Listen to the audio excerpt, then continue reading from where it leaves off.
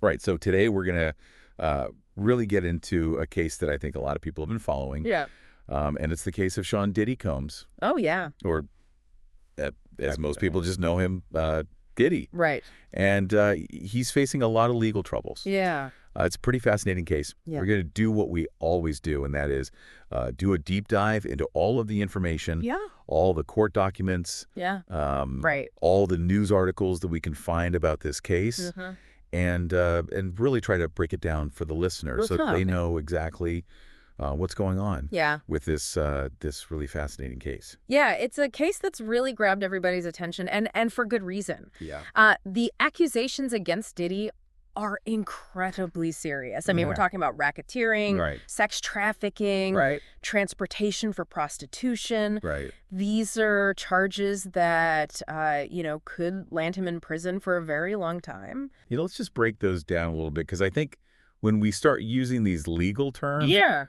sometimes they sound a little abstract. Right. So when we say racketeering, Right. what do we actually mean in this context? So basically what the government is alleging is that Diddy was running a criminal enterprise. Okay. And they're saying that he used his business connections and his associates Right. to commit a whole range of crimes, including these Okay. horrific sex trafficking charges. Okay. And sex trafficking, basically in layperson's terms, Yeah. is exploiting someone Yeah. for sexual acts. Right. Often through force, Uh-huh. coercion, or manipulation. Exactly. Right. It's just a horrible crime that preys on vulnerable individuals. Okay. And the government is alleging that Diddy used his power, his wealth, his influence Right. to force women into these situations. And one of the things that came out from the lawsuit that was filed by Cassandra Ventura back in 2023 Right. was the allegation that Diddy and his associates drugged women. What are the potential legal ramifications if that is proven to be true? That detail, if it's proven true, could be incredibly damning. Yeah. Because it suggests a level of premeditation and control that could elevate the severity of the charges he's facing. Okay. It also speaks to this pattern of abuse and a deliberate attempt to silence victims. Yeah, and we do need to keep in mind as we go through all of this Sure. that these are just allegations at this point. Right. Diddy maintains his innocence. Mm-hmm. He and his legal team have repeatedly denied all wrongdoing. Right. And it's crucial to keep in mind that concept of due process. Yeah. Everyone deserves a fair trial. Absolutely. And we need to let the legal system run its course before we make any judgments. Right. But, with that being said, there are some pieces of evidence that the prosecution is pointing to that raise serious concerns. Right. So let's talk about that evidence. Okay. What is the prosecution using to build their case against Diddy? So one key piece of evidence is that video from 2016. Allegedly showing Diddy assaulting Cassandra Ventura in a hotel hallway. And that really seemed to kick off this whole saga, right? It did. Ventura filed her lawsuit a few years later, Yeah. and that seemed to open the floodgates. Right. Since then, a number of other women have come forward Yeah. with similar accusations. Right. And it just paints this very disturbing picture. And in addition to the video, there's also text messages Yeah. that have been reportedly that the prosecution is going to use as evidence. Right. And those text messages, or at least the snippets that have been made public, Yeah. they seem to point to this power imbalance Yeah. in their relationship. Right. We don't have all the details yet. Yeah. But it is definitely something that the prosecution is going to likely use to support these claims of coercion and manipulation. Yeah. And Diddy's legal team are not just sitting back No. and accepting all of this. Right. They are fighting back on a lot of different fronts. One of the things they've done is they've challenged the authenticity of that video, Right. saying that it might have been edited or doctored by CNN. That's a pretty bold claim, to say the least. It is. It'll be interesting to see if they can provide any evidence Right. to support that assertion. Yeah, they're also saying that some of these lawsuits are baseless Yeah. attempts at financial gain. Right. Basically, people trying to cash in on Diddy's fortune. That's a very common defense tactic in high-profile cases like this one. Yeah. But the sheer number of accusations Yeah. and just the consistency of these allegations Right. makes it really difficult to dismiss them all as simply opportunistic. Yeah, one of the things that has made this case a little bit more complex is this issue of bail. Right. Diddy's been denied bail 3 times now, He has. most recently just before Thanksgiving. Yes. What is it about this case that has made it so that he has not been able to make bail? Well, the judge in the case, Judge Subramanian, has expressed serious concerns about Diddy's potential for violence Uh-huh. and also the risk of witness tampering. Okay. He's pointed to what he calls compelling evidence Right. to support those concerns. And this is where the comparison with the Mike Jeff case gets interesting. Right. Mike Jeff, the former CEO of Abercrombie and Fitch, Yeah, he also faced sex trafficking charges. he did. But he was able to make bail. Yes, he was released on a $10 million bail.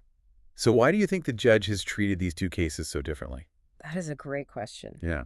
While the charges are similar, the judge seems to see a much higher level of risk in Diddy's case. Okay. You know, maybe it's the alleged violence, maybe it's the potential for witness tampering. Yeah. Or maybe it's something else we haven't uncovered yet. Right. There's definitely more to unpack there. Yeah. So as of right now, December 6, 2024, Right?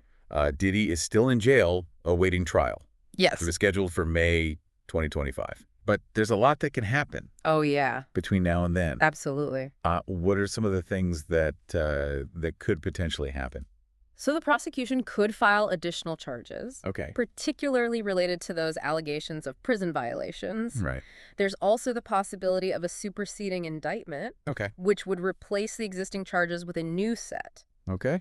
And of course, Diddy's legal team is likely to continue their very aggressive defense strategy, Right. you know, challenging every piece of evidence and every accusation. Right. It's like a legal thriller unfolding in real time. It really is, We're definitely going to need another deep dive for sure. to cover what happens next. Without a doubt, this case has so many layers, so many twists and turns. Yeah, but before we get too far ahead of ourselves, Okay. let's talk about what's happening right now with Diddy in jail. All right.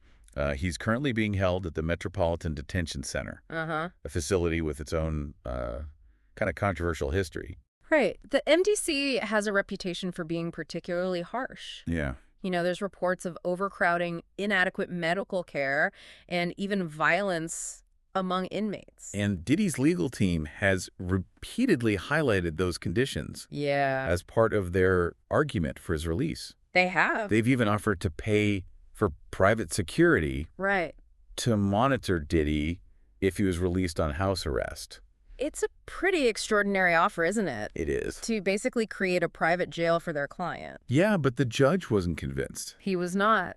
He ruled that even with private security, Yeah. Diddy's release would pose too great of a risk to the community. Right. So Diddy remains at the MDC, He does. and his legal team is currently appealing the bail decision. Yeah.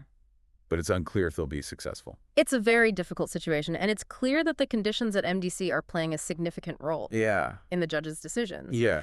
But beyond these legal battles, there's another aspect of this case that I think is just as compelling. Yeah. And that's just the impact on Diddy's image and legacy. Right. It is a stunning fall from grace. It is. You know, the Diddy we thought we knew, Uh-huh. the one who built $1 billion empire, the music icon, Right. is now facing the very real possibility Yeah. of spending years behind bars. And that raises a lot of questions about the man behind the persona. Right. How much did we really know about Sean Combs? Yeah. And how will this case ultimately shape his place in history? Those are all really good questions. Yeah. And we're going to explore those further as we continue our deep dive Yeah. into this fascinating and very troubling story. Okay. Stay with us. All right. Yeah, it is a stark contrast, isn't it? This image of Diddy in jail facing these horrific accusations and, Yeah. you know, compared to that larger-than-life persona that we're used to seeing, Yeah. it really makes you wonder, you know, what goes on behind the scenes. Yeah. Even with someone as seemingly transparent as a celebrity. Right. Exactly. I mean, this is someone who is known for his lavish lifestyle, Right. you know, over-the-top parties. Yeah. And now those very parties are Right. being scrutinized Right. as part of this case. Yeah, the events that Diddy was known for throwing, often referred to as freak-offs, have really become a central element in a lot of these lawsuits. And the term freak-off has been thrown around a lot. Yeah. Can we define what those parties allegedly entailed? So from the accounts that we've gathered, you know, these weren't just your typical celebrity gatherings. Okay. The allegations suggest that these parties involved coerced sexual acts, Okay. sometimes with Diddy pressuring women to engage with male sex workers. Oh, wow. It just adds this disturbing layer Uh-huh. to these accusations, Right. suggesting this calculated pattern of exploitation. And it seems like Diddy's wealth and status are central to a lot of these allegations. I mean, the prosecution is arguing that he used his power and his resources to manipulate these women, making them feel indebted to him and afraid to speak out. It's a classic pattern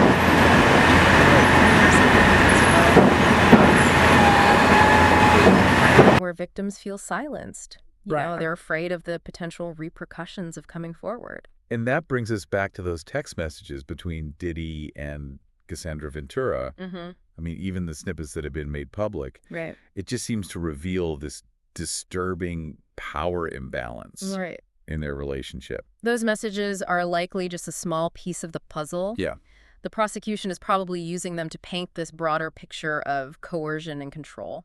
And Ventura's lawsuit isn't an isolated incident. No. There's been this steady stream of other women coming forward. Yes. With similar accusations against Diddy. Since Ventura filed her suit in 2023, at least 7 more lawsuits have been filed. Wow. Each alleging some form of abuse or exploitation.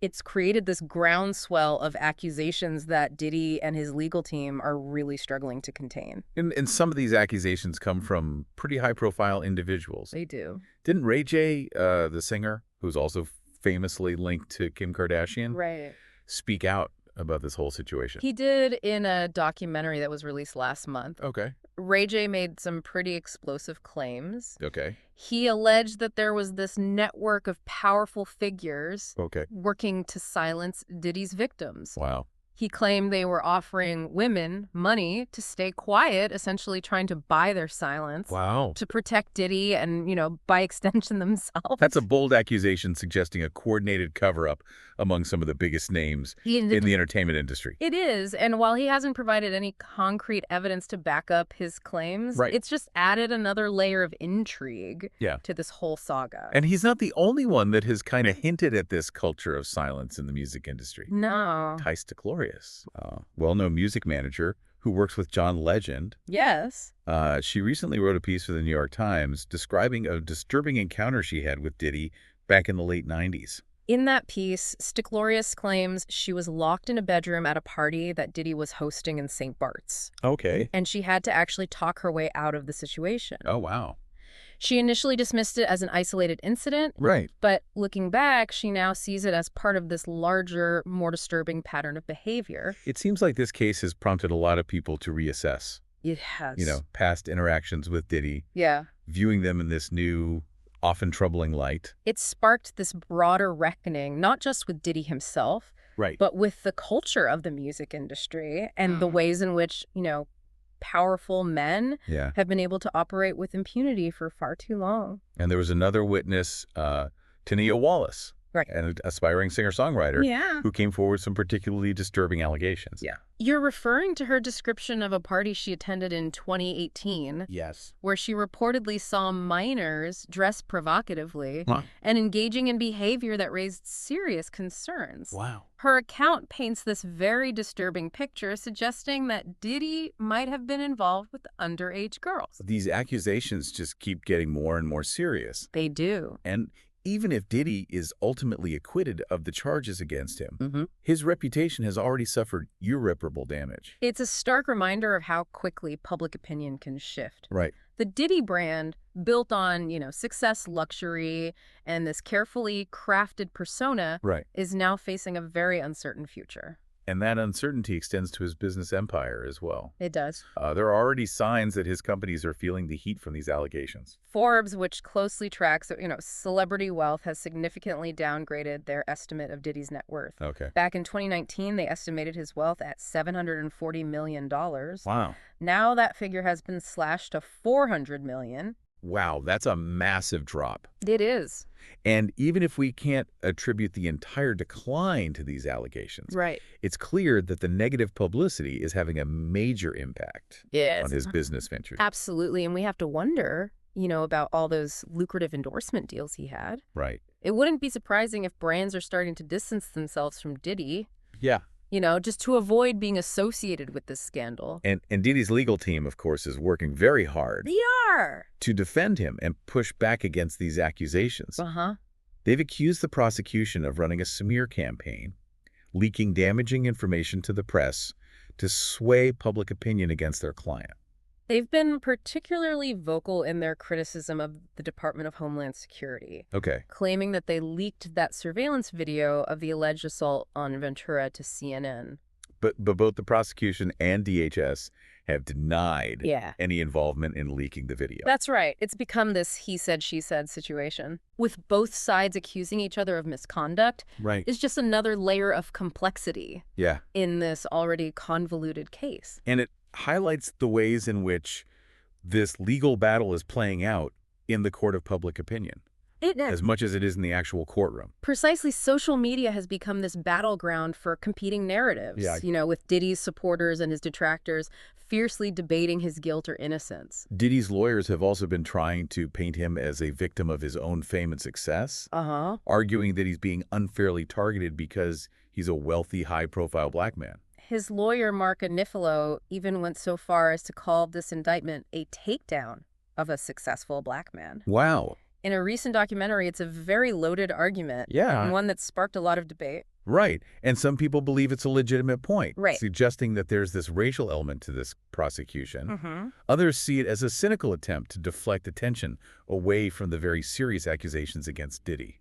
It's a very complex issue, and it's one that's difficult to disentangle from this broader context of racial inequality in the criminal justice system. Yeah. And unfortunately, this whole case has become fodder for political conspiracy theories as well.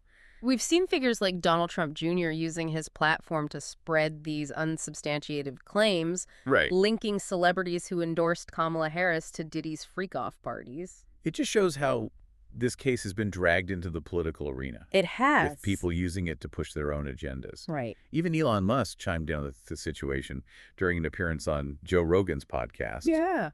Questioning Jennifer Lopez's judgment for endorsing Harris, given her past relationship with Diddy. It's just a reminder of how quickly these situations can spiral into these partisan battles, with facts often taking a backseat to ideology. So we've got accusations of abuse, witness tampering, a high-stakes legal battle, and now political conspiracy theories swirling around this case. It's a lot to process. It is. It really is. And it kind of speaks to this broader cultural moment that we're living in. It does. Where power, celebrity, social media, it all just collides.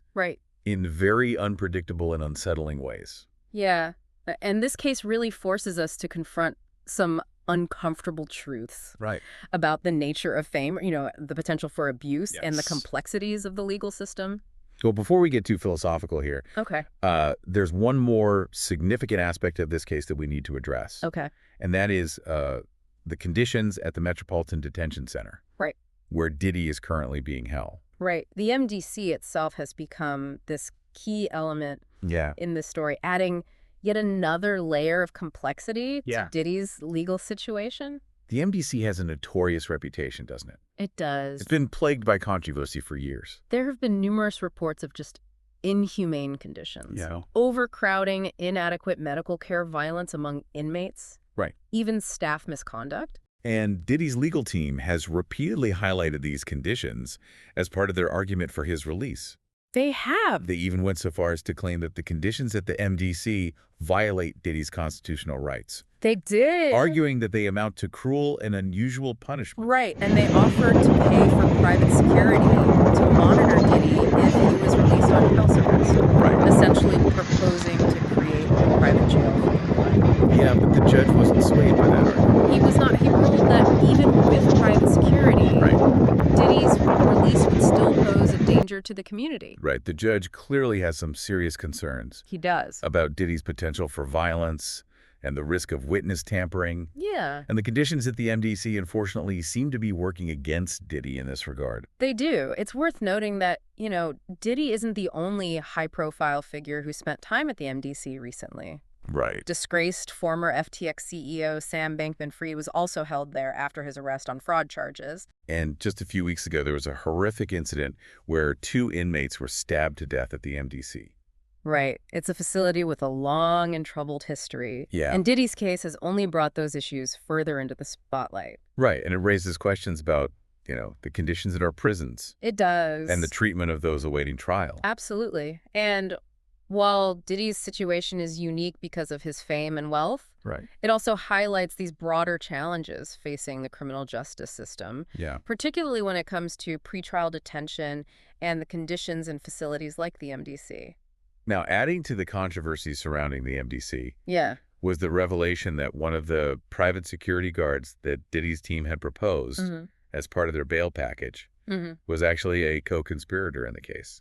That's right. It's unclear how that connection was missed. Wow. But it definitely raised serious concerns for the prosecution. Yeah. They argued that it demonstrated this blatant disregard for the court's authority.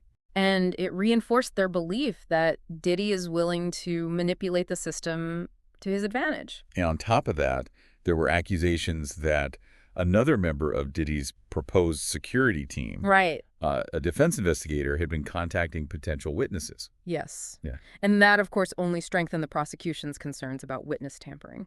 It's like something out of a movie, this whole web of connections It is. and potential conflicts of interest surrounding this case. It's a tangled web, that's for sure. Yeah. And it adds another layer of intrigue Right. to this already captivating story. Yeah, it's clear that the conditions at the MDC, along with these alleged attempts to manipulate the system, have played a significant role in the judge's decision to deny Diddy bail. It seems that way. He clearly doesn't trust that Diddy can be released without posing a risk to the community or interfering with the case. And as we head into the holiday season, with Diddy facing the prospect of spending Christmas in jail, we have to wonder how this will all impact his state of mind, his legal strategy, and his outlook on this whole ordeal. Right. It is a very dramatic fall from grace. It is. For someone who was once at the pinnacle of the music industry. Right. It's a story that continues to unfold. Yes, it is. And we'll be here to break it all down for you as it does. It really does feel like, as we go deeper into this case, it's about so much more than just these legal charges against Diddy. Right. It's really sparked this broader conversation. It has. About power dynamics. Yeah. In the music industry and even beyond. It's forced us to confront some uncomfortable truths about the ways in which power can be abused. Yeah. Especially in industries like this where, image and reputation are everything. And it's not just the music industry. No, it's not. I mean, these themes resonate in Hollywood. Right. The tech world, politics. I mean, really, anywhere you find hierarchies and imbalances of power. It's a conversation that's particularly relevant in the wake of the #MeToo movement. Right. And the increased awareness of sexual harassment and assault. Right. We're finally starting to see a shift in how we address these issues. Yeah. But there's still a long way to go. This case has also shown a light on the complexities of the legal system itself. Yeah. We've seen how difficult it can be to navigate these charges, right? Especially when you have someone like Diddy with vast resources and a high-powered legal team. It does raise questions about fairness. Yeah. And whether everyone truly has equal access to justice. Right. Does wealth and influence give you an advantage in the legal system? Yeah. It's a question that's been debated for centuries. Sure. And this case just brings it to the forefront once again. Yeah, and then, of course, there's the court of public opinion. Right. Which adds this whole other layer of pressure and scrutiny. It does. To this whole situation. Social media has amplified those conversations. And it's clear that public perception is playing a huge role in how this case is unfolding. It's a double-edged sword, isn't it? It is. I mean, social media can be a powerful tool for raising awareness and holding people accountable. Right. But it can also be a breeding ground for misinformation and unfair judgments. Absolutely. That's why it's more important than ever to be critical of what we consume online. Yeah. And to really remember that principle of due process. Right. The presumption of innocence until proven guilty. This case is a stark reminder that even those who seem untouchable can be brought down by accusations of misconduct. Yeah. It's a story about the potential consequences of unchecked power. Right. Yeah. The importance of holding people accountable for their actions, regardless of their status or wealth. It's a story that's going to continue to resonate for a long time. I think even after the legal proceedings have concluded, right. It's forced us to re-examine our own beliefs about power, about accountability, and the nature of justice. So as we wrap up this deep dive, what are some final takeaways for our listeners? I think the most important thing is to remain critical and informed. Okay. Don't just accept everything you read or hear at face value. Yeah. Consider the sources. Look for evidence and just be aware of potential biases. Yeah, it's really easy to get caught up in the drama. Right. the celebrity aspect of it all. Yeah. But at the end of the day, this is a case with real people involved. It is. And it's important to remember that. This case has sparked some really essential conversations about power, about accountability, and about the legal system. Right. These conversations are far from over. Yeah. And they deserve our continued attention and engagement. Well said. Well, we will continue to follow this case closely and provide any updates as they develop. Okay. But in the meantime, we hope this deep dive is giving you a better understanding of just how complex the situation is and all the broader issues at play. Right. Thanks for listening.